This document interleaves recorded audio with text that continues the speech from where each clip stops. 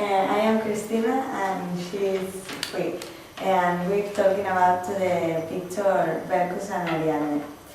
This picture was painted by the Venetian artist Titian for Alfonso d'Este, the Duke of Ferrara. The painting shows Ariadne, who was abandoned on the Greek island of Naxos and Thessos, whose ship is just visible in the distance. Bacchus, the god of wine, emerging with his followers from the landscape to the right.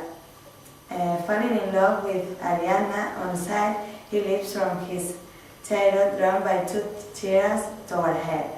The picture shows her initial fear of Bacchus, but he raised her to heaven and turned her into a constellation represented by the stars above her head. I am Hui, and I am going to talk about the technique of the painting Bacchus and Ariadne by Titian. Titian technique has always fascinated people. It is said that the painter Sir Joshua Reynolds later tried to discover the mysteries of his method by scraping down a Titian painting he owned layer by layer. Modern scientific analysis has established that Titian's materials, the canvas, pigments, and medium, were exactly the same as those available to other 16th century artists.